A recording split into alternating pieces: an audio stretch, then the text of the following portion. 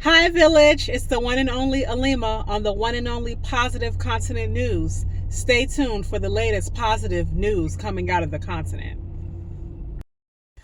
Greetings, Village. So, let's talk about Kenya easing their travel restrictions for people on the continent that hold passports. Passport holders of countries on the continent.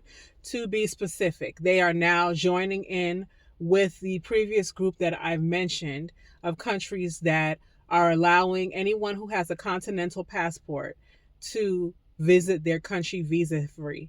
With Kenya, you can be there up to 90 days. They don't have a visa, but what they do have is an electronic travel authorization, who can say is comparable to having to apply for a visa. It is subjective depending on what country you're traveling from, and the stipulations vary. I would love Kenyans to tap in and let me know, how were these stipulations made? Does it depend on the relationship that the traveler's country on the continent has to do with Kenya, the size of their country, etc.? I did check out the website, and the links will be provided below.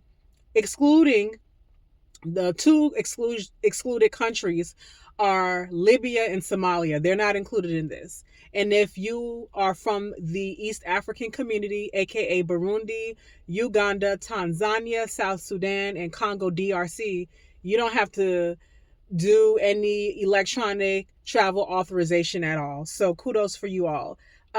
Yeah, so tap in. Shout outs to Kenya for being another country on the continent.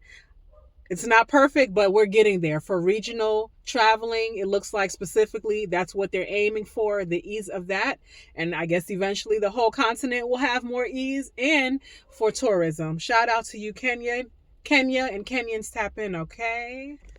My maternal homeland, what we affectionately call LIB, aka Liberia, has a eco-friendly company called J Palm.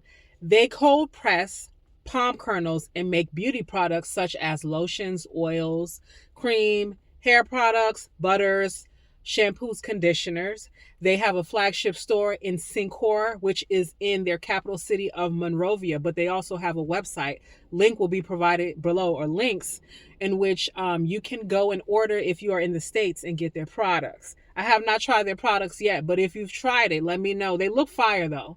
Definitely look forward to trying them. This is not a paid promotion, but I just wanted to share because it is especially an eco-sustainable company, since they are using palm kernels that have been previously used and utilized for other things like making palm oil, etc. And then they are cold pressing it to further use it. Many blessings of you out there might be familiar with the Afrofuturism book or trilogy by Tomi Adeyemi, Children of Blood and Bone. I did a previous story about the third installment, Children of Anguish and Anarchy.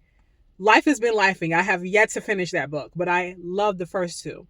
So there's a movie that is going to be, or set to be, released in January 15th of 2027. And it's going to have a heavy hitter cast from the diaspora, including Viola Davis, um, Idris Elba, Damson Idris, Lashana Lynch, Chiwetel Ejiofor, Amandla Steinberg, and Thuso Mbedu. Okay. Love this. I do have some questions. Um, Being that the author is a first generation American of Nigerian descent, what was how deep was she able to have a hand in the casting? I personally feel that half of the cast, 50% should have been from the diaspora, and 50% should have been actors and actresses that live and work on the continent. Another question I have is, we need to stop doing this weird thing, because it kind of seems like the recycling of the same actors from the movie The Woman King. I have to be honest. Is a lake that shallow? No disrespect to the actors and actresses starring either films. Number three is what I hope to see in the future when it comes to Western based movies about the continent and history. Everyone doesn't have to be dark skinned.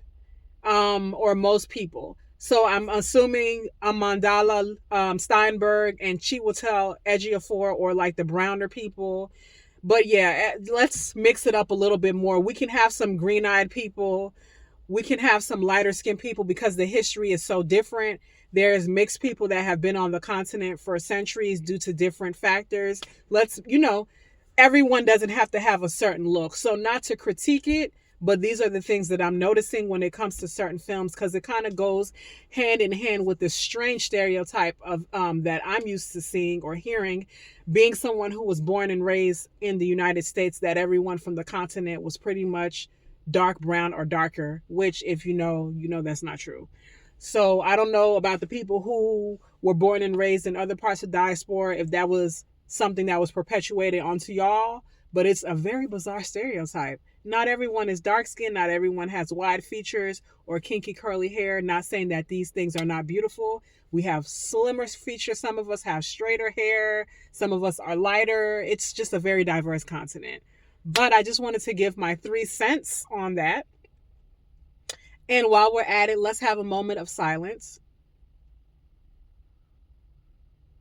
for the people on the continent specifically, but also around the world. What am I saying? Globally, experiencing war and conflict. Because it's really sad that as the human race, we separate, we always find a way to divide ourselves. It's a lot of terrible things going on globally, including where I'm located, and the country that I'm located in specifically. And I want to give a special attention to the wars on the continent, because it is so unfair how they really barely talk about the wars. And it's very close, near and dear to my heart. There's a lot of negative news that come out of the continent all the time, and sometimes it's more challenging than others times to find positive news coming out of the continent, to give us hope, to bring, to let us have hope in the future for those of us who are going to be returning, who plan on it. You know, not everything is bad over there. So just trying to help be a part of the global community to raise vibration and awareness about the continent. I personally don't live there right now, but that, in the future, it's coming. Um, so yeah, peace to everyone. And I would love for you to continue to like, share, comment if you have any information to share, if you want to give your perspective on things in a positive manner. Please share this with your community. I want to see this channel grow to 1,000 subscribers by this summer, God willing, or before that. Definitely need my shorts views up. Definitely need my views of my actual video up. Share with us. If you enjoy my content, there's nobody else presenting this information the way I do. Please share it. This is maybe one day in the future, this is going to be an official news channel. However, I'm not a production company, so I do what I can, and I like to put my own spin on it. This is what makes this mine. This is my child. I'm an artist, and I'm sensitive about my as Erykah Badu says, okay? So I'll see you all soon. Don't forget to like, share, and subscribe. Once again, be blessed, village.